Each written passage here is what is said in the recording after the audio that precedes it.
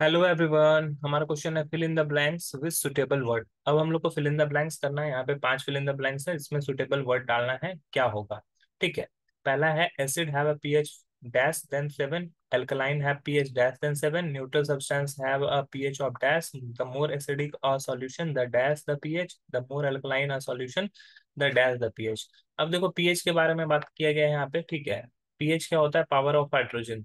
ठीक है। इसको पोटेंशियल ऑफ हाइड्रोजन भी बोलते हैं, पावर ऑफ हाइड्रोजन भी बोला जाता है। ठीक है। अब ये एसिड और बेस के कंटेंट में कैसे आता है? तो एसिड के लिए अगर पीएच वैल्यू देखा जाए, अगर पीएच वैल्यू देखा जाता है तो ये लेस देन 7 होता है, लेस देन 7 होता है। और अगर हम लोग वही बेस के लिए अगर पीएच वैल्यू देखेंगे, तो पीएच वैल्यू अगर बेस के लिए देखा जाता है तो वो हमेशा ज्यादा होगा 7 से, मोर देन 7। अब ये 7 क्यों बोला गया? तो 7 ये हम लोग के जो सोरेन सोरेनसन थे, ये साइंटिस्ट, उन्होंने एक पीएच स्केल बनाया था जिसमें उन्होंने बताया था कि 7 पर अगर कोई सब्सटेंस है तो वो क्या है? ये न्यूट्रल है। ठीक है। 7 वाला सब्सटेंस जो होता है न्यूट्रल होता है, और 7 से जिसका पीएच वैल्यू कम होगा वो एसिडिक, और पीएच वैल्यू जैसे ज्यादा होगा वो बेसिक हो जाएगा। अगर सोरेनसन के हिसाब से उनके पीरियोडिक उनके हम लोग बनाया जाए, स्केल बनाया जाए, तो उसके स्केल में कुछ इस प्रकार से 14 तक मार्क किया हुआ था। बीच में 7 आता था कहीं, और उसमें 14 तक मार्क किए हुए थे। 3, 2 एंड 1। और इस तरफ में था 8, 9, 10, 11, 12, 13 एंड दिस वन 14। अब देखो क्या होता था, 7 न्यूट्रल होता था। 7 से जैसे जैसे ऊपर चढ़ा हो जाओगे, ठीक है, पीएच वैल्यू अगर जैसे जैसे बढ़ता जाएगा, बेसिसिटी क्या होगा? बढ़ता जाएगा। ठीक है। Basicity increase, not basicity, basic character हम लोग बोल सकते हैं। ठीक है। हम लोग क्या बोल सकते हैं? Basic character. बेसिक कैरेक्टर यहाँ से इंक्रीज करेगा। और अगर जैसे जैसे नीचे आओगे, एसिडिक कैरेक्टर इंक्रीज होते चला जाएगा। ठीक है।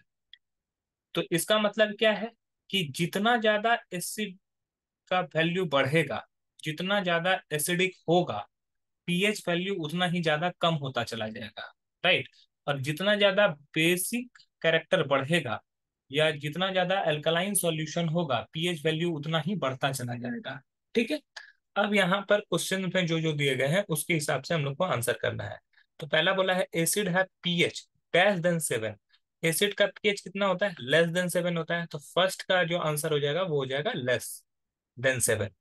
एल्कलीज, एल्कलीज मतलब कि बेसिक सॉल्यूशन को ही एल्कलीज बोलते हैं। Alkalies have a pH dash than 7। Base का पीएच क्या कितना होता है? मोर देन 7 होता है। तो सेकंड का आंसर जो हो जाएगा मोर देन 7 होगा।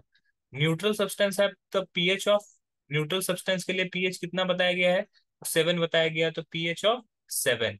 एंड देन ऑप्शन डी में अगर देखेंगे तो the more acidic a solution the dash the pH.